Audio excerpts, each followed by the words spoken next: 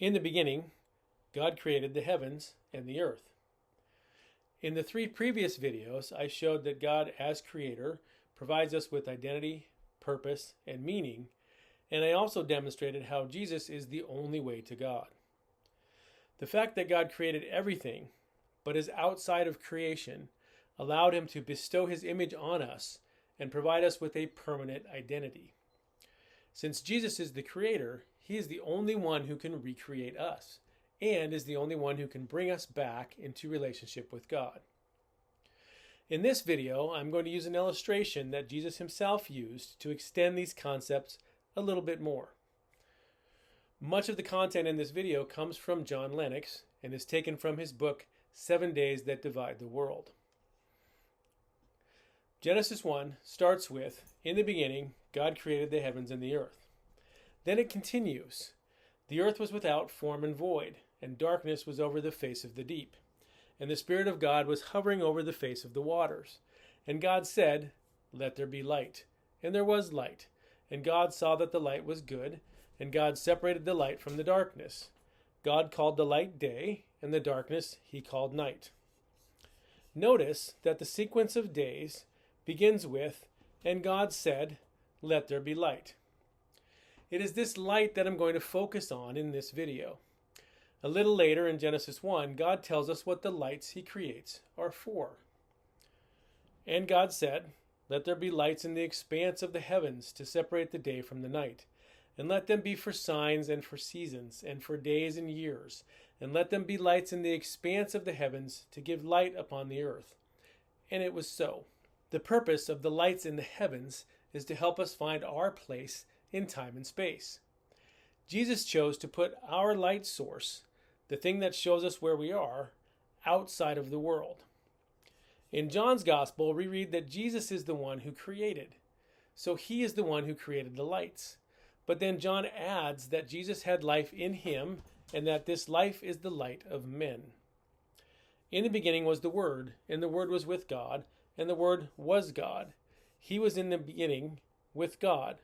All things were made through him, and without him was not anything made that was made. In him was life, and the life was the light of men. The light shines in the darkness, and the darkness has not overcome it. In 2 Corinthians, Paul adds to John's explanation of the light. The light that comes from Christ has shone in our hearts, and that through Jesus we can have knowledge, specifically knowledge of the glory of God.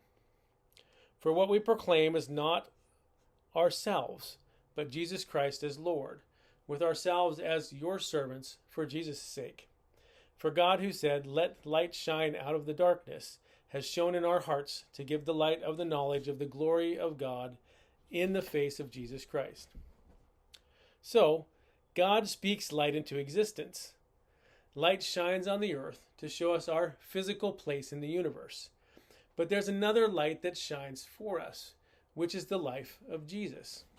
His life shows us, like a light, what God is like. Jesus explains this further with an illustration. The context in which Jesus uses this analogy is important.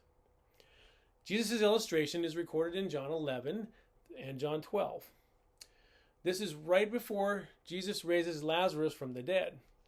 Lazarus, who is a good friend of Jesus, has just died, and Jesus wants to go to Bethany in Judea to visit Lazarus' sisters. The disciples are questioning whether Jesus should go to Judea to see Lazarus' sisters because of the threat from some of the Jews in Judea who had threatened to kill him. Jesus answers his disciples' concerns by using a creation metaphor before he tells them he's going to go to Bethany despite the danger to his life. Jesus answered, "Are there not 12 hours in the day? If anyone walks in the day, he does not stumble because he sees the light of this world. But if anyone walks in the night, he stumbles because the light is not in him." In his answer to his disciples' concerns, Jesus refers to the construction of the solar system, which he created, and then applies it to our life. The creator of the universe is teaching us by using the arrangement of the lighting system for the earth. And here's Jesus' point. The sun is physically situated outside of our planet. Nothing the earth does influences the light coming to it from the sun. The light is allocated to the earth by the physical arrangement of the solar system, which was set up by Jesus himself. In the physical realm, we are helplessly dependent on a light source outside of our world. In the analogy Jesus uses, he tells his disciples that if they travel at night, they will stumble because the light was not in them. Jesus is teaching that our source of wisdom and identity is outside of us. This teaching is important because the conflict between theism and naturalism is all about whether there's an outside source from which we can get guidance and purpose. Does our identity and wisdom come from us? Or is there a source outside of our physical world that can give us our identity and is a source of wisdom? Jesus is saying that he is the source of wisdom and he is the source of our identity. Just like our awareness of our physical location must come from the light outside of earth, our identity and source of wisdom must come from someone outside of us. It can't come from our strength. It must come from outside of us. The life that comes from Jesus is the light that gives life to humanity. John 8:12 says, again, Jesus spoke to them saying, I am the light of the world. Whoever follows me will not walk in darkness, but will have the light of life. It's not a coincidence that Jesus teaches this right before he raises Lazarus from the dead. Lazarus needed someone outside of himself to save him. In the same way, our salvation must come from outside of us, and it can only come from the creator of the universe. We can't save ourselves. Just like the light that gives us our location and life to the earth must come from a source outside of the earth, the light that gives wisdom and life to humanity must come from outside of us, and it can only come from Jesus. Nothing we do can influence the light coming to us from Jesus. Ephesians 2:8-9 says, For by grace you have been saved through faith, and this is not your own doing. It is the gift of God. It is not a result of works, so that no one may boast. If you want this free gift of grace from God, all you have to do is ask.